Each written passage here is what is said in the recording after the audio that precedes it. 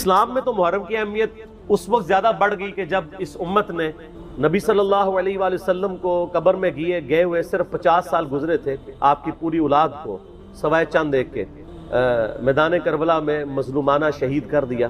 سیدنا حسین ابن علی رضی اللہ تعالیٰ عنہ کی شہادت نے اس مہینے کو اور عاشورہ کے دن کو ہمیشہ کے لیے امر کر دیا۔ ویسے اگر آپ بخاری مسلم میں تو آتا نا اس دن فرعون ڈبویا گیا تھا، ایام اللہ میں سے ہے۔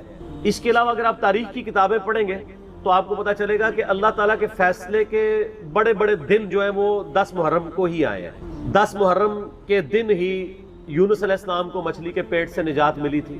اب اس پہ حدیثیں سپورٹیو نہیں ہیں لیکن تاریخ میں یہ روایتیں ملتی ہیں۔ 10 محرم کے دن ہی اللہ تعالیٰ نے سیدنا آدم علیہ السلام اور سیدہ حوا کی ملاقات کروا دی تھی۔ اس کے علاوہ کئی اور واقعات آپ کو ملتے ہیں، اس ڈیٹیل میں جانے کے لیے ضرورت نہیں ہے۔ اس قسم کی آپ نے اگر میٹھی میٹھی باتیں سننی ہو تو طارق جمیل حافظہ اللہ تعالیٰ کے آج کل کافی کلپ چڑھے ہیں، وہ آپ دیکھ لیں۔ ہم نے تو یہاں پہ تحقیقی باتیں کرنی ہوتی ہیں، تو اس لیے میں ان چیزوں میں ٹائم لگا کے اپنی بات کا رخ اور طرف نہیں لے کے جانا چاہتا۔ تو یہ جناب محرم کی اہمیت ہے، اور کربلا کے اعتبار سے تو ظاہر ہے کہ پھر اہمیت بڑھ گئی کہ مسلمان دیکھیں اس پہ تو اجماع کر چکے ہیں کہ پوری دنیا کے مسلمان محرم کے مہینے میں جو ہے وہ کربلا کو یاد کرتے ہیں۔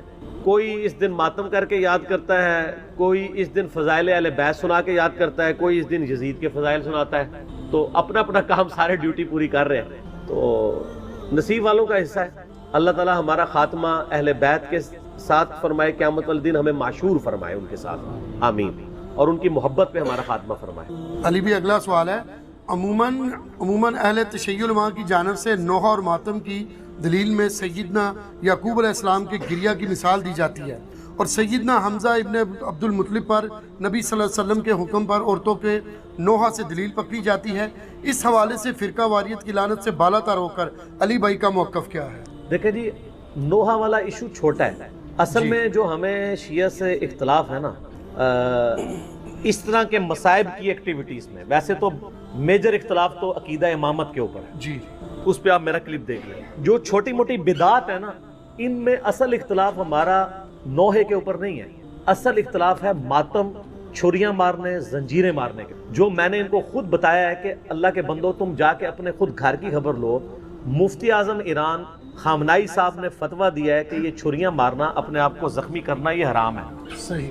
اب اور کیا میں آپ کو لا کے فتویٰ دوں؟ اور یہ تو زندہ اماموں کی تقلید کرتے ہیں، اپنے مرجع کو مانتے ہیں، تو آپ ان کی بات مانیں۔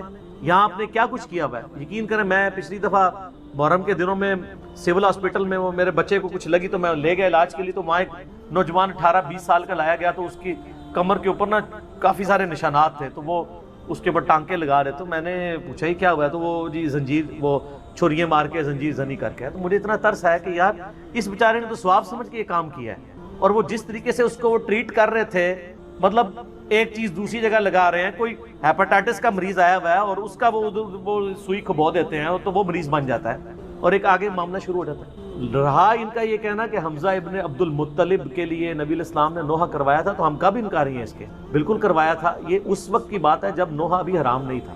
اس سے بڑی چیز شراب والے واقعات ملتے ہیں صحابہ کرام کے بارے میں، بعد میں جب شراب حرام ہوگی تو معاملہ ختم۔ جی، تو یہ بھی چیز پہلے تھی غزوہ احد کے موقع پر، بالکل ٹھیک۔ بعد میں نبی علیہ السلام کی احادیث ہیں، بخاری مسلم میں درجنوں احادیث ہیں کہ نبی علیہ السلام نے فرمایا جو عورت نوحہ کرتی ہے کسی میت کے اوپر، اگر بغیر توبہ کے مر گئی تو قیامت والے دن گندک کا لباس اس کے اوپر پہنایا جائے گا۔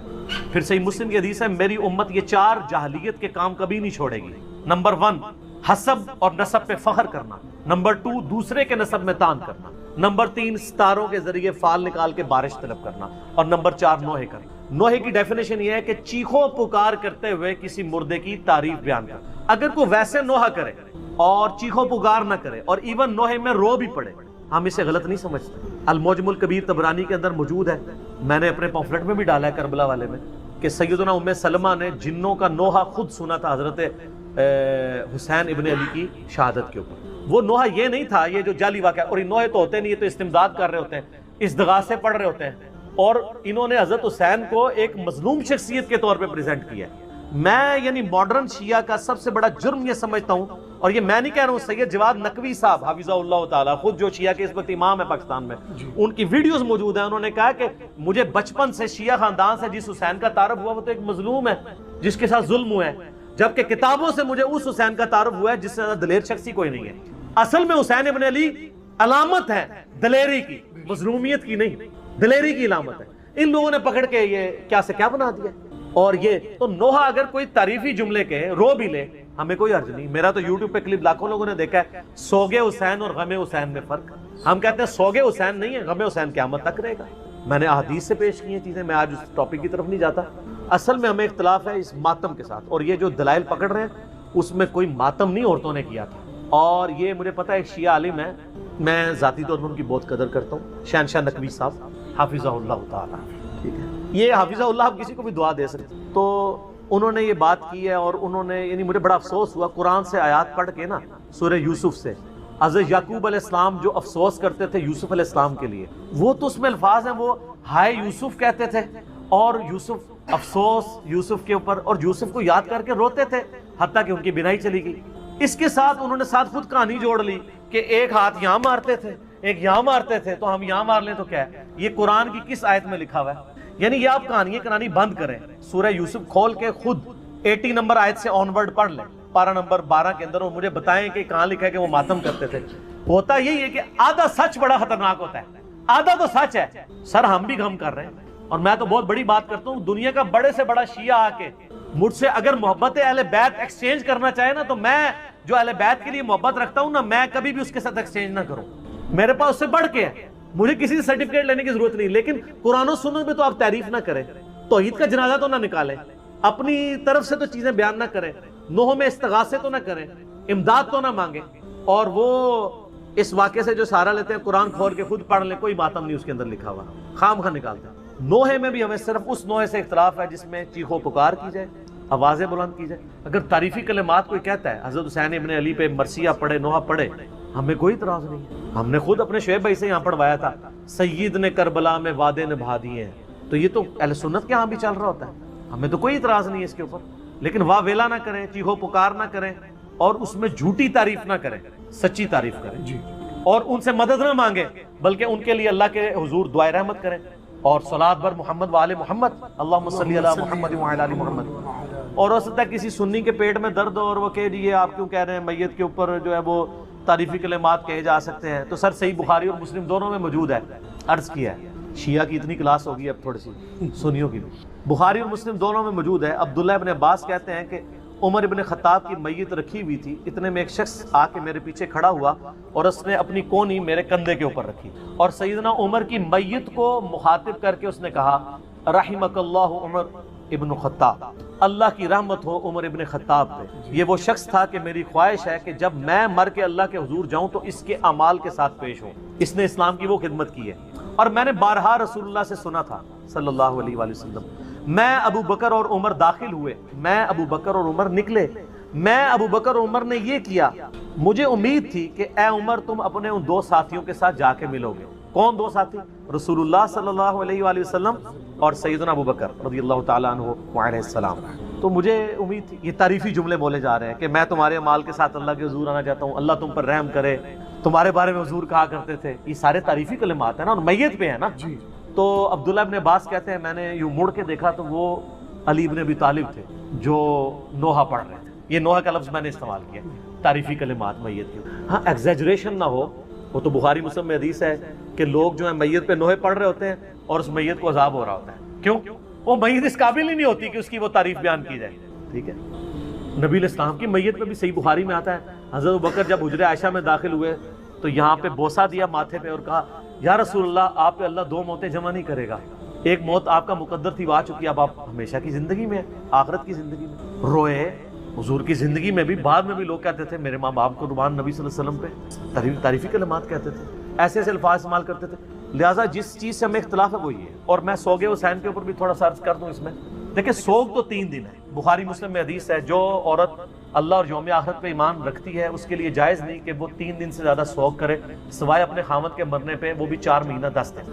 غم حسین الگ چیز، غم حسین تو سنت ہے. اس کی مثال صحیح بخاری سے لیں، حمزہ ابن عبد المطلب کو قتل کس نے کیا تھا؟ واشی. فتح مکہ پہ واشی کو پیش کیا گیا کہ اس کی توبہ قبول کریں. نبی علیہ السلام نے بلا کے پوچھا واشی یا رسول قاتل حمزہ یا رسول، واشی تیرا اسلام قبول ہے لیکن کیا تو ایسا کر سکتا ہے کہ مجھے اپنی شکل نہ دکھا، مجھے اپنا چچا یاد آتا. کسی نے نہیں کہا یا رسول اللہ سوگ تو 3 دن ہوتا ہے. چچا کو مرے ہوئے 5 سال ہو چکے ہیں. غزوہ احد 3 ہجری میں، فتح مکہ 8 ہجری میں. آپ 5 سال تک حمزہ کو نہیں بھولے. حمزہ کو کیسے بھول سکتے؟ حمزہ بھائی بھی تھا حضور کا، دودھ پیتا، چچا بھی تھا. اور میں آج آپ کو ایک بڑی پوائنٹ کی بات کروں. اگر حضور کی وفات کے وقت حضرت حمزہ ابن عبد المطلب زندہ ہوتے، خلیفہ اول انہوں نے بننا. اس کی دلیل لے لیں، بخاری اور مسلم کی حدیث کھول کے دیکھیں. غزوہ بدر میں مسلمانوں کی فوج کا سپہ سالار کون تھا؟ حمزہ. نہ ابو بکر، نہ عمر، نہ عثمان، نہ علی. اور غزوہ احد میں سیدنا حمزہ. تو نبی الاسلام کو اسی لیے ان لوگوں کی قربانیوں کا یعنی دل میں تھا غم کہ انہوں نے قربانیاں دی ہیں. اسی لیے بخاری مسلم میں آتا ہے نا، اپنی وفات سے 1 مہینہ پہلے آپ نے شہداء احد پہ دوبارہ نماز جنازہ پڑھی. 1 مہینہ پہلے اپنی وفات سے. اور آپ نے وہاں صحابہ کو خطبہ دیا. آپ نے فرمایا کہ میں تمہارا پیش رو ہوں، میرا ممبر اس وقت حوض کوثر پہ لگا ہوا ہے. دیکھنا مجھے اپنے بعد تم سے یہ خطرہ نہیں ہے کہ تم میرے بعد دوبارہ سے بت پرستی شروع کر دو، لیکن مجھے یہ ڈر ہے کہ دنیا کے خزانے تمہارے پہ کھول دیے جائیں گے، پھر تم دنیا کی محبت میں ایک دوسرے سے قتل و غارت میں مبتلا ہو کر تباہ و برباد ہو جاؤ گے جس طرح اگلے لوگوں. کیونکہ حضور نے بتایا کہ یہاں پہ وہ لوگ دفن ہیں جن کی قربانیوں کا پھل تم کھاؤ گے. یار حمزہ نے تو پھل نہیں کھایا نا رومن اور پرشین امپائر کا. سیدنا یاسر اور سیدہ سمیہ نے تو پھل نہیں چکھا نا. انہوں نے تو اسلام میں مشکل وقت گزار کے تو تکلیفیں سہ کے دنیا سے چلے گئے نا. پھل تو بعد والے لوگوں نے چکھے ہیں نا. تو حضور نے اس لیے قبرستان میں خطبہ دیا تھا، دیکھنا کہ میرے بعد ایسے معاملات ہو جائیں گے. تو وہ بخاری کی حدیث میں آتا ہے کہ آپ نے فرمایا مجھے اپنی شکل نہیں دکھانی.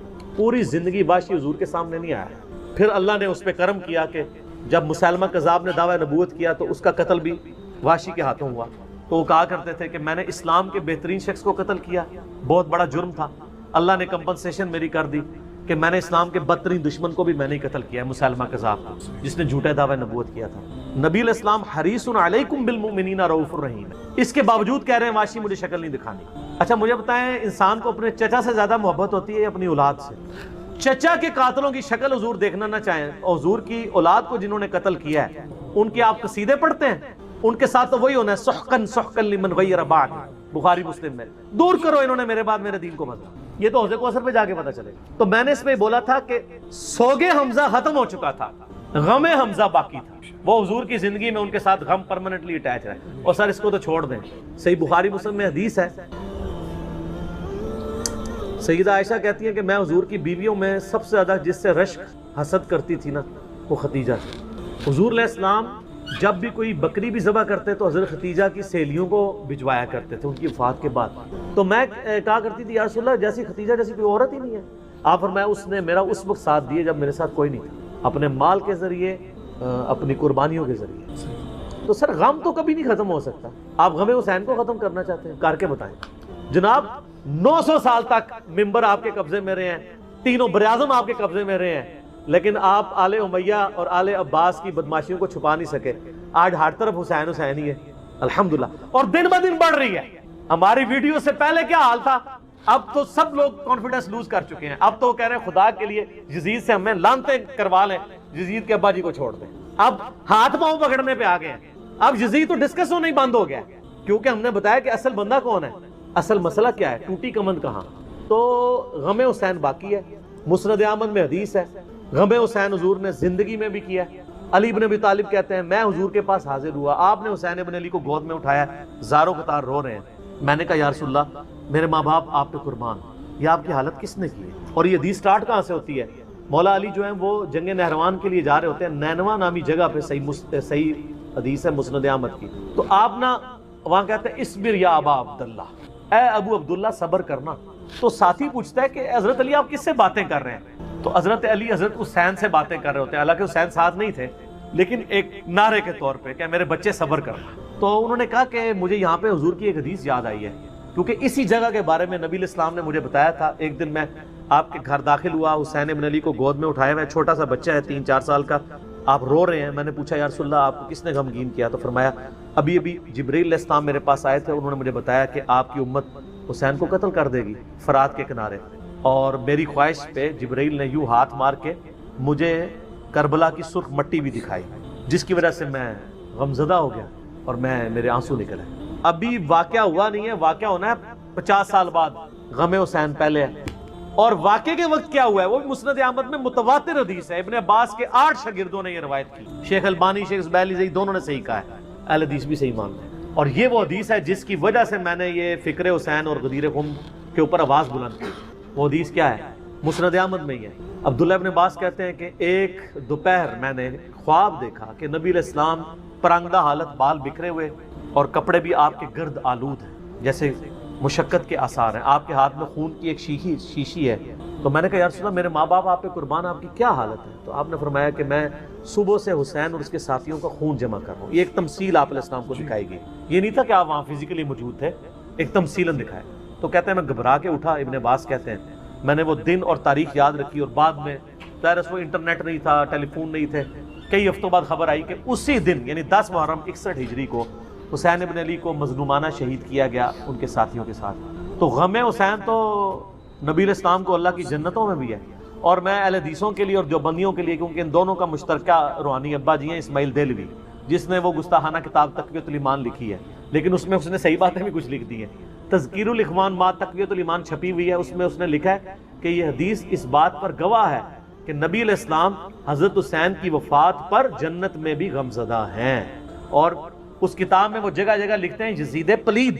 یہ تو سعودیہ ایران کی ٹسل کے بعد یہ یزید کے دفاع کرنے والے اہل حدیث ہیں، ورنہ میں آپ کو حلفیہ کہتا ہوں کہ ناسبیت اور یزیدیت کے خلاف جتنا کام کیا نا وہ اہل حدیثوں نے کیا ہے. نواب صدیق حسن بھوپالوی ہوں، علامہ وحید الزمان ہوں، اس سے پہلے بھی آپ چلے جائیں، بڑے بڑے محدثین ہیں. ابن جوزی نے پوری کتاب لکھی الرد علی المعتصب العنید المانع من ذم یزید. یہ اس سرکش کا رد ہے جو یزید کی مذمت کرنے کو برا سمجھتا ہے. ابن جوزی 597 ہجری میں فوت ہوئے ہیں، ابن تیمیہ سے بھی پہلے ہیں. ابن تیمیہ اور ابن کثیر نے اس کتاب کی تعریف کی، ابن جوزی کی کتاب کی. اس کا اردو میں ترجمہ ایک دیوبندی عالم نے کیا ہے، وہ شاہ نفیس اکیڈمی لاہور سے شائع ہوئی ہے. اس کا PDF ہماری ویب سائٹ کے اوپر رکھا ہے ahlsunnatpar.com پہ، آپ ڈاؤن لوڈ کریں. بڑی ڈیٹیل کے ساتھ انہوں نے اس مقدمے کو کلیئر کیا. الحمدللہ. ٹھیک ہے، جزاکم اللہ خیر. مودودی صاحب نے جو کچھ لکھا ہے وہ سب کچھ احادیث کی روشنی میں لکھا ہے، اور میں نے اس کے دفاع کے اوپر ایک پورا ریسرچ پیپر بھی لکھ دیا ہے جناب. یہ واقعہ کربلا کا حقیقی پس منظر 72 صحیح الاسناد احادیث کی روشنی میں. 72 کا ٹائٹل میں نے شہدائے کربلا کی نسبت سے لیا ہے، ورنہ احادیث میں 200 سے زیادہ ہیں. اکثر احادیث بخاری اور مسلم سے ہیں. پورا سنیت کا مقدمہ پیش کیا ہے حضرت عمر کی شہادت سے لے کر شہادت حسین علیہ السلام تک، اور اس میں اکثر احادیث بخاری مسلم سے ہیں.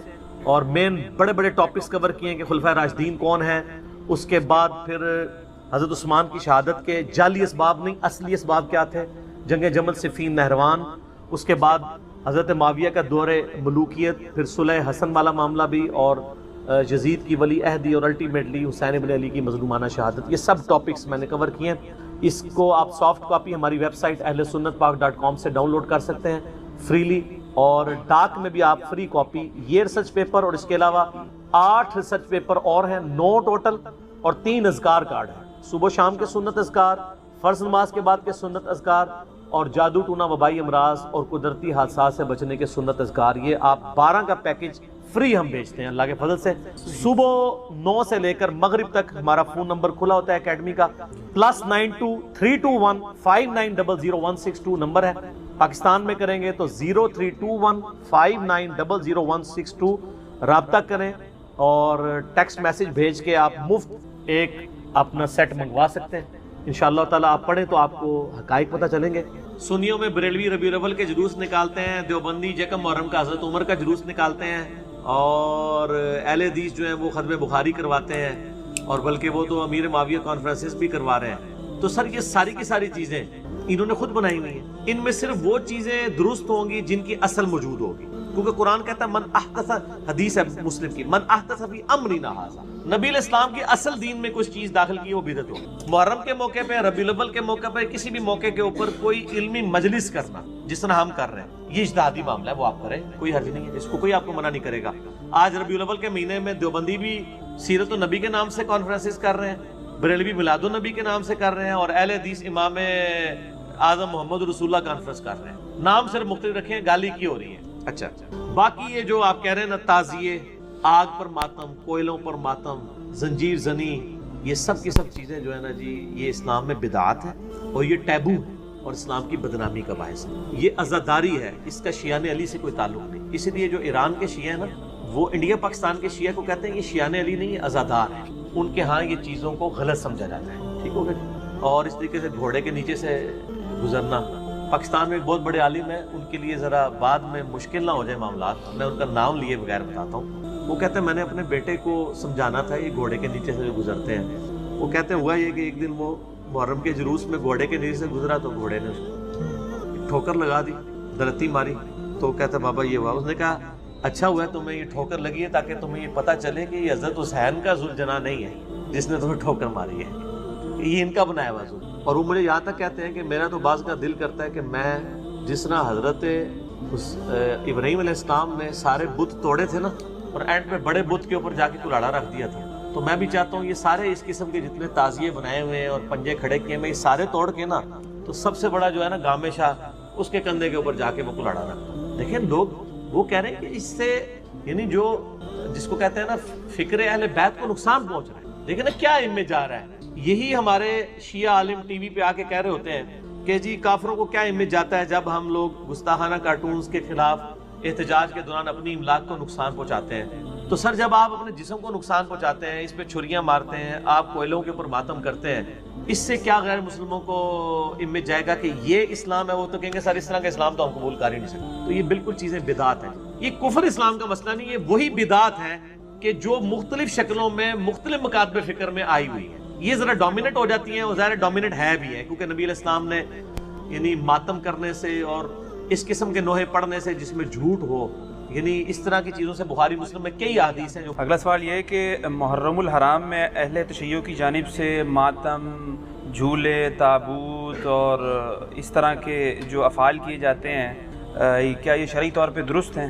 کوئی شریعت سے اس کا تعلق نہیں, سب کی سب بدعات ہے. دین کے اندر ایگزیجریشن کی گئی ہے اور اس سے بھی آگے بڑھ چکے ہیں. اب تو زنجیر زنی اور چھریاں مارنے تک بات آ چکی ہے. حالانکہ مفتی اعظم جو ہیں ایران کے خامنائی صاحب, ان کا فتویٰ ہے کہ یہ حرام ہے چھری مارنا اپنے آپ کو. لیکن آپ کو پتہ ہے انڈیا, پاکستان, بنگلہ دیش میں جو شیعہ ہیں یہ تو شیعہ ہے ہی نہیں ہے, یہ تو ذاکرین کے فالورز ہیں. کوئی علمی شغف ان کا ہے نہیں ہے. انہوں نے رسومات کا نام جو ہے وہ اہل بیت اور مکتب اہل بیت اپنے آپ کو کہا. مولانا اسحاق صاحب رحمہ اللہ تعالی جن کی بڑی ایکسپرٹیز تھی اس فیلڈ میں, انہوں نے باقاعدہ شیعہ کی فقہ کی کتابوں سے بتایا کہ ماتم کرنا حرام ہے. وہ آج کے علماء کی لکھی نہیں, پرانی ہے. یہ بدعات ہیں جو انہوں نے داخل کی ہیں, جیسا کہ کئی بدعات اہل سنت کے ہاں بھی داخل ہو گئی. یکم محرم کا جلوس بھی تو بدعت ہے نا. اگر 10 محرم کا بدعت نکالا ہوا انہوں نے, پروگراموں کے میں خلاف نہیں ہوں, آپ کریں, سارے خلفائے راشدین کے پروگرام کریں, لیکن سڑکیں بلاک کر کے لوگوں کو تکلیف میں ڈالنا, مریض ہاسپٹل تک نہ پہنچ سکیں, بچے اسکولوں تک نہ پہنچ سکیں, اور اس طریقے سے یہ معاملات کو کرنا, یہ نہیں ہونا چاہیے. آپ کنٹرول انوائرمنٹ کے اندر کسی گراؤنڈ میں سرمنی کریں, کسی مسجد میں کریں, کسی امام بارگاہ میں کریں, ضرور کریں. لیکن یہ جو باقی جو چیزیں, یہ جھولے اور ذوالجناح کے جلوس نکالنا اور یہ پنجے اور اس کے نیچے سے گزرنا, اور پھر آج کل تو گھوڑوں کو دفنا بھی رہے ہیں, ٹھیک ہے, تو یہ سب کی سب بدعات ہیں دین میں داخل کی ہیں. اور اس کی وجہ سے شیعہ کی ان ایکٹیویٹیز نے یعنی مکتب اہل بیت کو نقصان پہنچایا ہے. بجائے کہ ان کی تعلیمات کو سامنے لایا جاتا, ان لوگوں نے ان معاملات میں ڈالنا شروع کر دیا. ماتم بھی بالکل حرام ہے. میں نے یوٹیوب پہ میرا کلپ آلموسٹ 20 لاکھ کے قریب لوگ دیکھ چکے ہیں. ماتم کے حق میں شیعہ کے 3 دلائل, میں نے اس کا جواب دیا, اور اس میں جو ایک ٹاپ آف دا لسٹ یہ پیش کرتے ہیں, میں حصول برکت کے لیے عرض کر دیتا ہوں. بلکہ میں اگلے دن ایک شیعہ عالم کو دیکھ رہا تھا, تو وہ دنیا ٹی وی پہ ایک پروگرام تھا, اس پہ بیٹھ کے وہ کہہ رہے تھے کہ جی پہلا ماتم تو سیدہ عائشہ نے کیا ہے. ٹھیک ہے جی, نام میں نہیں لیتا, آپ سب کو پتا ہے, کیونکہ نام والی پالیسی اب نہیں ہے.